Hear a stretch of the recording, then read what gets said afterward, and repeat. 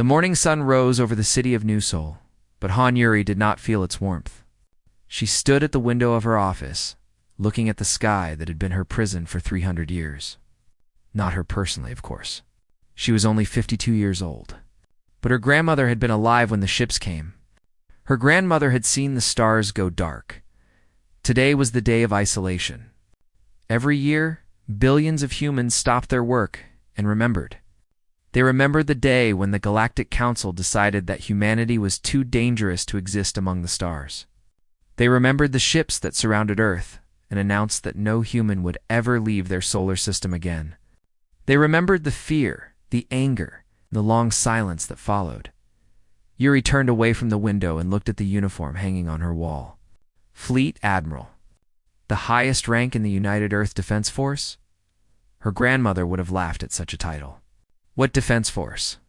They had no enemies. They had no one to fight. They were alone, but her grandmother had died 20 years ago, and she had not seen what Yuri had seen. She had not walked through the secret shipyards hidden beneath the ocean. She had not counted the 10,000 warships that waited in the darkness beyond. Mars. She had not read the reports from Project Eclipse, the program that had changed everything. The door opened, and Lee Jin-ho walked in. He was an old man now, over 90 years old, but his eyes were still sharp. He had been a diplomat once, back when diplomacy mattered. He had spoken to the council, begged them for mercy, offered them everything humanity had. They had laughed at him and closed the door. "The ceremony starts in 1 hour," Jin-ho said. "Your speech is ready?" "It is ready," Yuri replied. "The same words we say every year. We remember, we mourn. We hope for a better tomorrow." Jin-ho smiled, but there was no joy in it. "And the other message? The one hidden inside?" "That is ready too. The fleet commanders will understand. The time is approaching." They stood in silence for a moment, two people carrying the weight of 3 centuries. Outside, people were gathering in the streets. Children held candles. Parents held their children. Everyone looked up at the sky and wondered what was out there. Beyond the invisible wall that kept them trapped, in his laboratory deep underground, Park Do-eun ran the final test. The machine hummed with power, and the numbers on his screen turned green. After 30 years of work, after countless failures, after sacrificing everything he had, it was complete. The fold drive worked. A ship equipped with this technology could travel across the galaxy in hours instead of years. The Council's fastest ships would look like children's toys. But the drive was only part of it. Do-han walked through his laboratory, passing rows of weapons that could crack planets, shields that could stop stars, and medical technology that could cure any disease. 300 years of isolation had not destroyed humanity. It had focused them. Every scientist, every engineer, every brilliant mind had worked toward one goal: survival. He picked up his communicator and called Choi Murray. She answered immediately. "The tests are complete," he said. "We are ready," good Murray replied. Her voice was calm, as always. She was an intelligence officer, trained to show no emotion. But Do-eun had known her for 20 years, and he could hear the excitement beneath her words. "I will inform the Admiral." "Murray," Do-eun said before she could end the call. "Are we doing the right thing? After so many years of peace, are we sure we want to break the silence?" There was a pause. "They did not give us peace, Do-eun. They gave us a cage. There is a difference." At the pilot academy on the other side of the planet, Kim Sora stood with her graduating class. They wore their new uniforms with pride. Young men and women who had trained their whole lives for a war that might never come. Sora's father had been a hero of the isolation. One of the pilots who had fought against the council ships when they first arrived. He had died when she was 3 years old, but his legend lived on. "Now you are the best pilots Earth has ever produced," the instructor said. "You will fly ships that your ancestors could not imagine. You will protect humanity against any threat. But remember this, your greatest weapon is not your ship. It is your heart. Never lose your compassion. Never forget what makes us human." Sora listened to these words and wondered what they really meant. She had never seen an alien. She had never been to another planet. She had spent her entire life preparing for something that felt like a dream. But today, as she received her assignment to the first contact fleet, she felt something change. The dream was becoming real. That evening, Admiral Han Yuri stood before billions of people. The cameras broadcast her face to every screen on Earth and every colony in the solar system. She spoke the traditional words of remembrance, her voice steady and strong. She spoke of the ancestors who had endured, the generations who had kept hope alive, and the future that awaited them. But hidden in her words was another message. Those who knew the code understood. The waiting was almost over. The silence would soon break. And when it did, the galaxy would learn that humanity had not been dying in their cage. They had been preparing. After the ceremony, Yuri returned to her office alone. She poured herself a glass of water and looked at the stars through her window. Somewhere out there, the council still believed they had one. They thought humans were primitive creatures, slowly going extinct on their small world. They had forgotten about Earth entirely. That was their mistake. Yuri thought about her grandmother, about the stories she had told of the days before the isolation. She thought about her parents, who had lived their entire lives under the quarantine and died never seeing the stars. She thought about all the generations who had suffered because a group of aliens decided that humanity was too dangerous to be free. Tomorrow, she would begin the final preparations. In a few months, the fleet would move. And then the galaxy would hear humanity's voice again. They would hear it clearly. They would hear it forever. She finished her water and went to bed. For the first time in years, she slept without dreams. The silence was about to end, and she was ready. The Council patrol ship was called the Swift Wind, and its captain was very proud of it. Captain Vorn had served the Galactic Council for 40 years, and he had never failed a mission. Today's mission was simple. Chase down some smugglers who had entered forbidden space. Easy work for a ship like his. Captain, his navigator said, "The smugglers have entered the quarantine zone." Vorn frowned. The quarantine zone. He had almost forgotten it existed. Some primitive world that the Council had sealed off centuries ago. The species there had been aggressive, dangerous. The Council had decided to let them die slowly rather than waste resources destroying them. "Follow them in," Vorn ordered. "The quarantine is for the creatures inside, not for us." The Swift Wind crossed the invisible border and entered human space. Vorn expected to see nothing. Maybe some old satellites, some primitive radio signals. Instead, his sensors went crazy. Warning lights flashed across every screen. His navigator made a sound that Vorn had never heard before, pure terror. "Captain, there are ships ahead. Many ships." "How many?" "I cannot count them all. Thousands, maybe tens of thousands." Vorn looked at his main screen and felt his heart stop. The space ahead was filled with warships, massive vessels that dwarfed his patrol craft. They were arranged in perfect formation, silent and still, like predators waiting to strike. And they were all pointed directly at him. Before he could give any order, his ship stopped moving. Something had grabbed it, some invisible force that held the Swift Wind like a toy. A voice came through his communication system, speaking in perfect council language. "Welcome to human space. Please do not be afraid. We mean you no harm." On the human flagship horizon, Admiral Han Yuri watched the captured ship through her window. It was small, barely bigger than one of her fighters. The council had sent a toy to look at a tiger. "Bring the crew aboard," she ordered. "Treat them well. Give them food, water, whatever they need. I want them comfortable." Beek Sunho, her chief engineer, raised an eyebrow. "You want to be kind to them? After what their people did to us?" "Yes," Yuri said. "That is exactly why. We are not like them. We will prove it." The alien crew was brought to a comfortable room on the horizon. There were 5 of them, all different species. They expected torture, death, or worse. Instead, they received soft beds, good food, and doctors who checked their health. They were confused and terrified, which was exactly what Yuri wanted.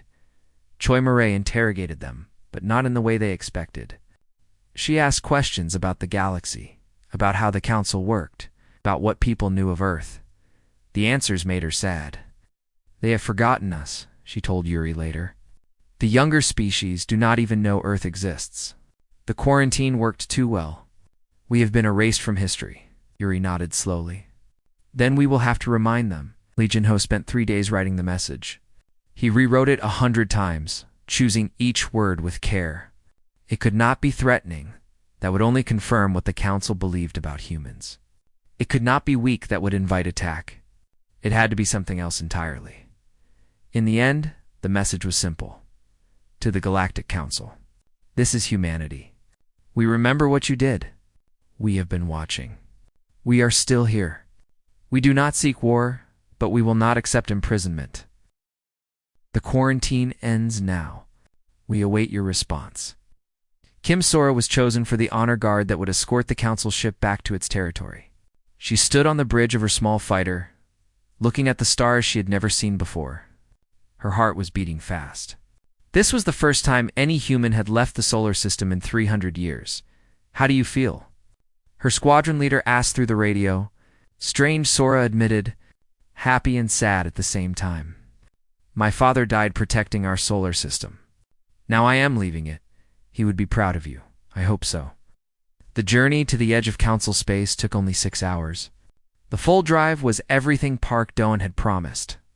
When the council ship was released, its crew looked back at the human escorts with expressions of pure shock. They had expected primitives. They had found something far more dangerous. Sora watched them go and felt a strange emptiness. For 300 years, humanity had dreamed of this moment. Now, it had come, and she did not know how to feel. Was this the beginning of freedom? Or the beginning of war? Back on Earth, Admiral Han Yuri addressed her senior officers. The room was quiet, the weight of history pressing down on everyone present. "The message has been sent," she said. "The council will receive it within days.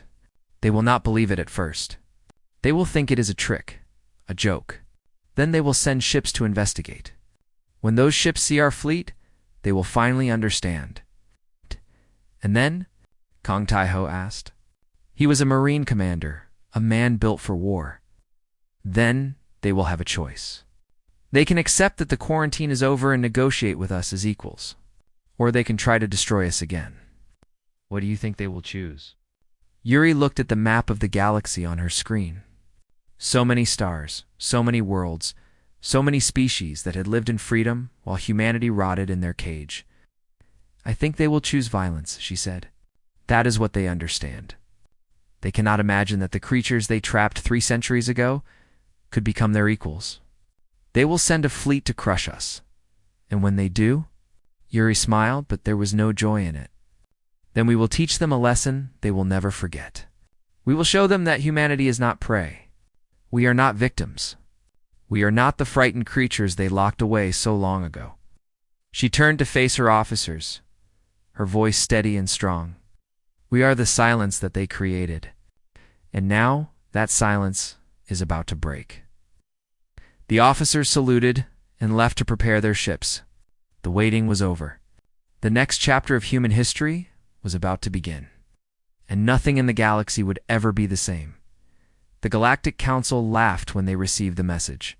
High Chancellor Morath, leader of the Council for the past century, read it aloud to his advisors.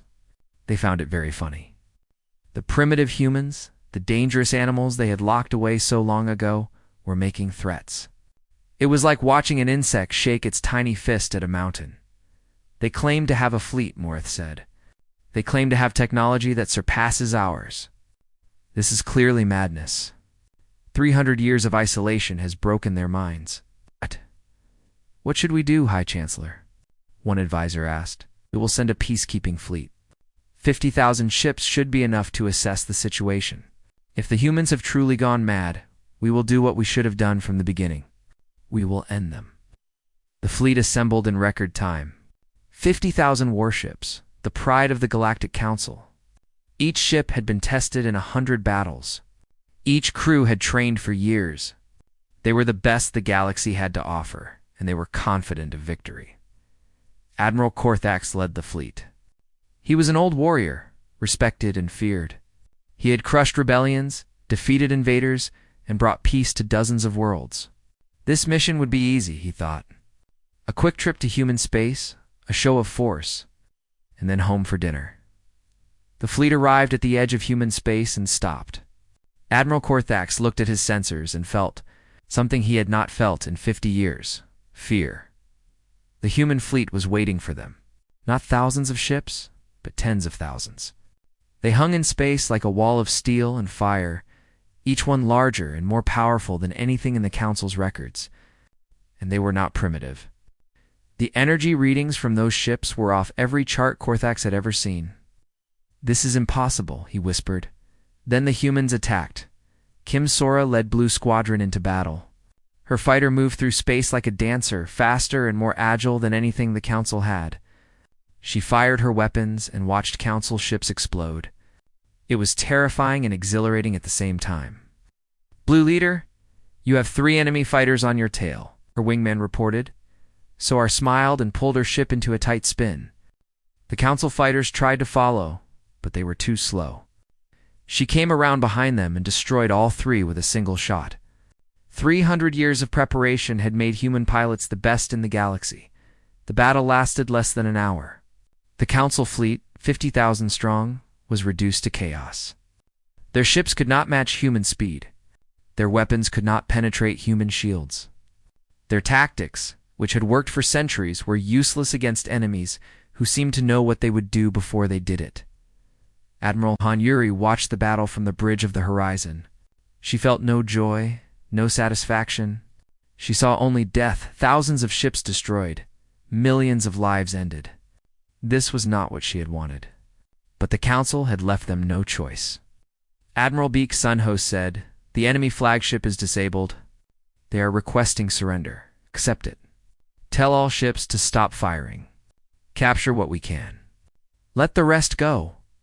Let them go. Yes, I want them to return to their masters. I want them to tell the Council what happened here. I want the galaxy to know that humanity is not to be underestimated." Admiral Korthax was brought before Han Yuri. He was injured, his pride shattered, his fleet destroyed. He expected to be executed. Instead, Yuri offered him a chair and a drink of water. "I do not understand," Korthax said. "You should kill me. I came here to destroy your people." "Yes, you did," Yuri replied. "But you failed. And killing you would serve no purpose. I want you to live, Admiral. I want you to go back to the Council and tell them what you saw today. They will not believe me. Show them the recordings. Show them the bodies. Show them the wreckage of 50,000 ships. They will believe." Korthax looked at this human woman with new eyes. He had expected savagery, brutality, the dangerous aggression that the Council had always warned about. Instead, he found something far more frightening: control. These humans were not mad beasts. They were patient hunters who had waited 3 centuries for this moment. "What do you want?" he asked. "What is the purpose of all this?" "Justice," Yuri said simply.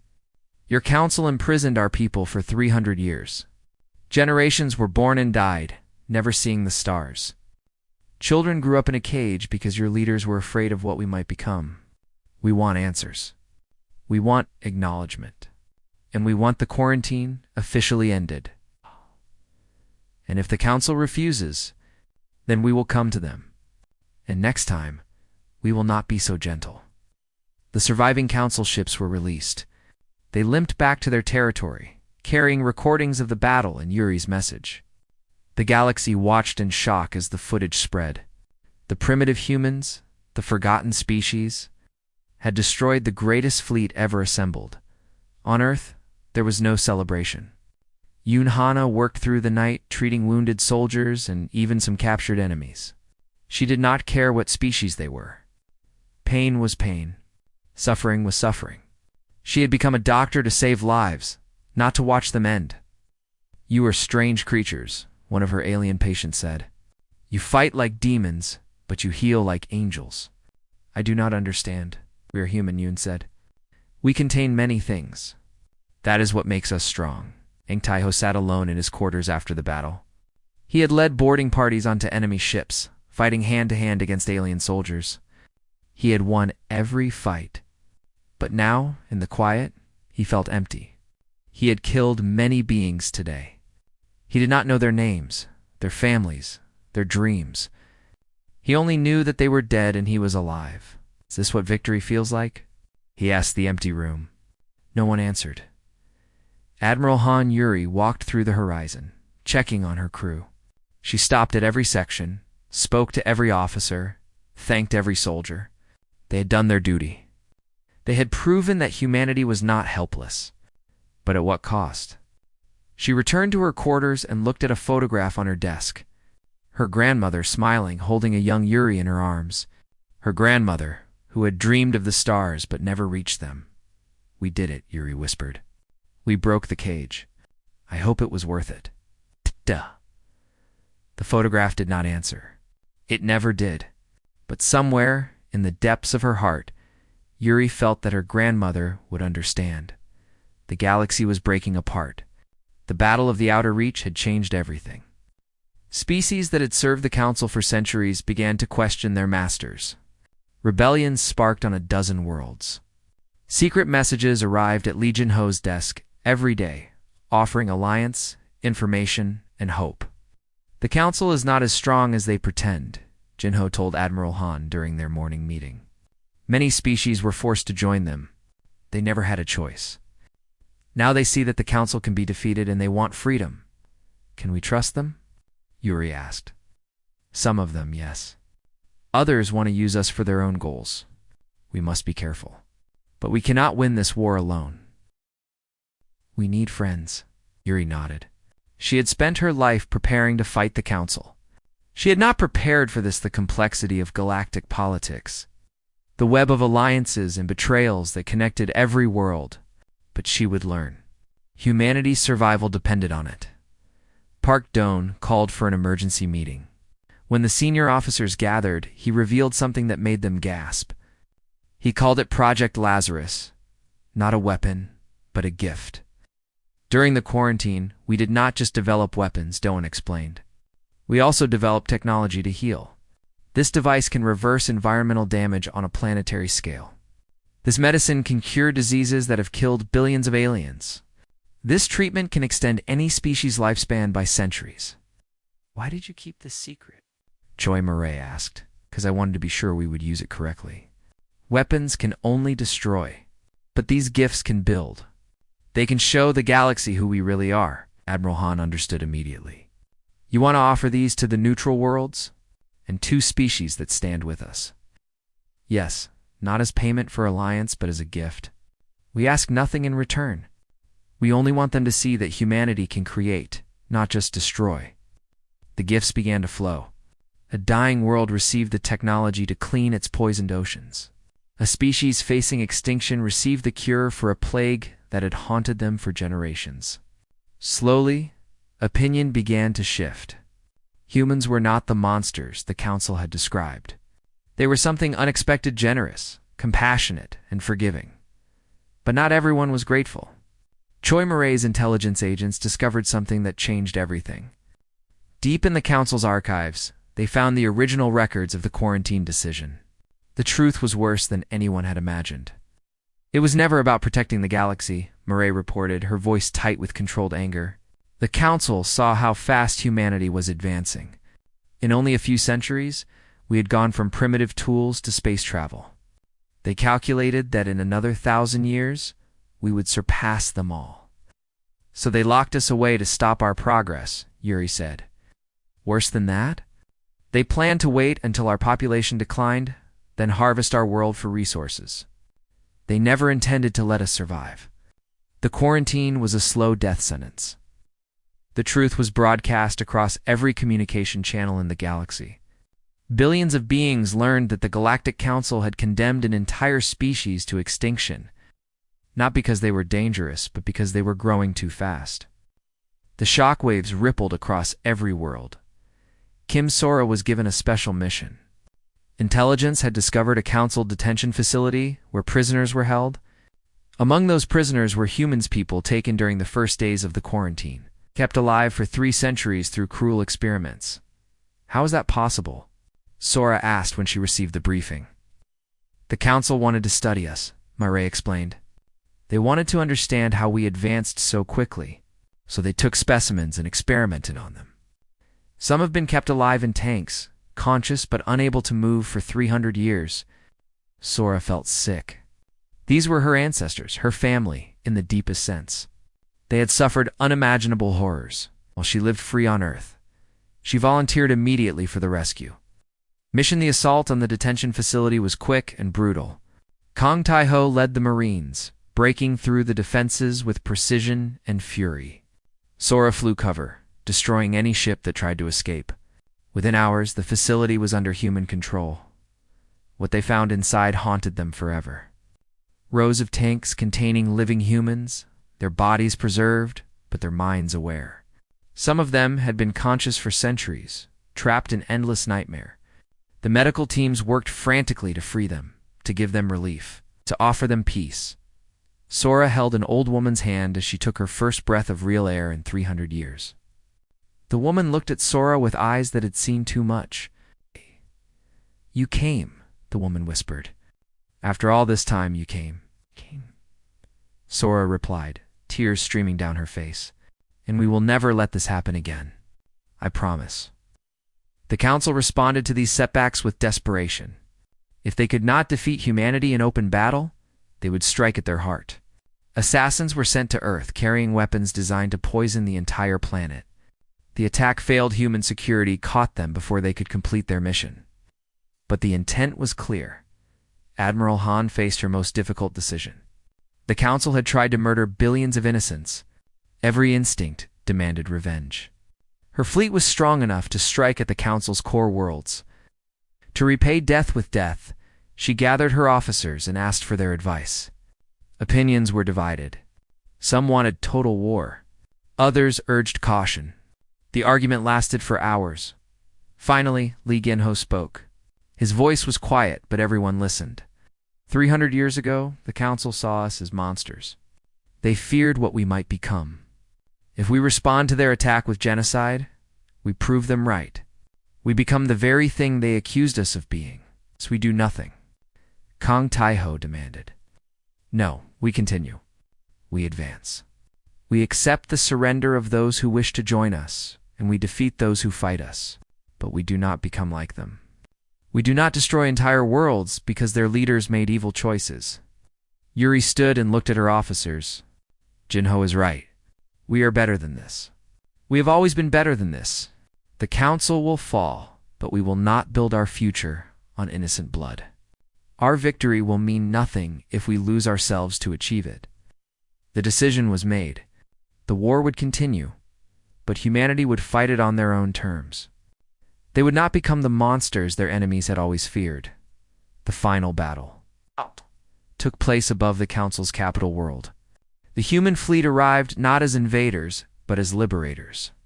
Half the galaxy now stood with them. Ships from 100 species flew alongside human vessels, united against the old order that had oppressed them all. Admiral Han Yuri stood on the bridge of the horizon, watching the enemy fleet assemble. The Council had gathered everything they had left. It was an impressive force, but it was not enough. Too many species had abandoned them. Too many worlds had seen the truth. "They're hailing us, Admiral," the communications officer reported. "Put them through." High Chancellor Morth's face appeared on the screen. He looked old, tired, and frightened. The confident leader who had laughed at humanity's message was gone. In his place was a broken man facing the end of his world. Admiral Han Morith said, "I am prepared to negotiate. Terms can be discussed. Surely we can find a peaceful solution. 300 years ago, when your predecessors first arrived at Earth, we offered friendship, cooperation, trade. Your council responded with imprisonment. Now you ask for peace only because you are losing. That is not how this works. Then what do you want? Justice. Surrender your government. Face trial for your crimes. Allow the galaxy to build something new, something better. Do this, and no more blood needs to be spilled." Morith's face twisted with anger. "Never. The Council has ruled for 10,000 years. We will not surrender to primitives who Yuri cut the transmission. She had given him a chance. He had refused it. "All ships," she said calmly. "Begin the attack." The battle was fierce, but short. The Council's remaining defenders fought with desperation, knowing that defeat meant the end of everything they had known. Human ships moved through their formations like ghosts, striking with precision and withdrawing before counterattacks could land. Beak Sun-Ho performed miracles in the engine room. The Horizon took heavy damage, but he kept her flying through sheer determination and creative repairs. At one point, the main reactor failed completely. Sun-Ho rerouted power through systems that were never designed to carry it, holding the ship together with willpower and wire. "This is impossible," his assistant said. Watching him work, "Possible is what humans do best," Sun-Ho replied. Not looking up from his console, Kim Sora led her squadron through the heart of the enemy fleet. She had become famous across the galaxy as the gentle Blade the pilot who fought like a demon but showed mercy to the defeated. Today, she was not feeling gentle. She was fighting for her people, for her ancestors.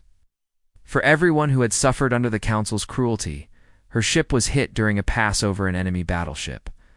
Warning alarms screamed. Her engines failed. She crashed onto the enemy vessel's hull and had to cut her way inside. There, in the corridors of an alien ship, she came face to face with the Council's supreme commander. He was larger than her, stronger than her, and he carried a weapon designed to kill humans. They fought in silence. No words needed between enemies who both knew that only one would survive. Sora was faster. She had trained her whole life for moments like this. When the commander finally fell, wounded but alive, she stood over him with her weapon raised. "Kill me," he gasped. "End it. That is what your kind does." Sora lowered her weapon. "No, that is what your kind expected. We are better than that." She called for a medical team to take him prisoner. The commander stared at her with confusion and something that might have been respect. The Council fell at sunset. Their government buildings were surrounded by human soldiers and allied forces from across the galaxy. High Chancellor Morath was captured trying to flee. The other council members were found hiding in their chambers, too afraid to face what they had created. Li Ginhal stepped into the council's great hall and addressed the galaxy. His voice was broadcast to every world, every ship, every being with a receiver. "The Galactic Council is dissolved," he announced. For 10,000 years, they ruled through fear and control. Today, that era ends. In its place, we propose something new: a federation based on equality, consent, and mutual respect. Every species will have a voice. Every world will have a choice. No one will ever again be locked away because others fear what they might become. The galaxy watched and listened. Some cheered, some wept. Some were afraid of what the future might bring. But all of them understood that everything had changed. The trials lasted for months. Council leaders faced judgment for their crimes, not just against humanity, but against all the species they had oppressed. Admiral Han testified, not with anger, but with a quiet recitation of facts. She described the quarantine, the isolation, the generations lost. She showed evidence of the detention facilities, the experiments, the planned extinction. The galaxy wept. When the trials ended, the guilty were sentenced. Not to death. Humanity had seen enough death. They were sentenced to spend the rest of their lives helping rebuild the worlds they had damaged. Justice, not revenge. 1 year after the fall of the Council, Admiral Han Yuri returned to Earth. She visited her family's graves and stood in silence for a long time. Her grandmother, her parents, all the ancestors who had dreamed of the stars but never reached them. "We did it," she whispered. "The cage is open. The galaxy is free. I wish you could have seen it." The wind blew through the cemetery, carrying the smell of flowers and fresh rain. Somewhere in the distance, children were laughing. Park Doan opened his laboratory to scientists from across the galaxy. Alien researchers worked alongside human ones, sharing knowledge, making discoveries, building a future together. He watched them collaborate and felt something he had not felt in years. Hope Kim Sora walked through a park on Earth. Listening to birds sing, She had spent so long in space, fighting battles, that she had forgotten how beautiful her home world was. A child ran past her, chasing a butterfly. Sora smiled. On a distant world in a school built by the new Federation, human children played with alien children. They did not know the history that had brought them together. They did not know about the quarantine, the battles, the centuries of suffering. They knew only that they were friends, and that was enough. Above them, ships from 100 worlds crossed the sky, traveling freely as the galaxy was always meant to be. Humanity's silence had ended. In its place, there was something better, a voice that spoke not of conquest or revenge, but of hope, and somewhere, in the vast darkness between the stars. That voice continued to spread, carrying with it the simple truth that humanity had learned through 3 centuries of pain. That strength without mercy is weakness. That power without compassion is empty. And that the greatest victory is not destroying your enemies, but showing them a better way.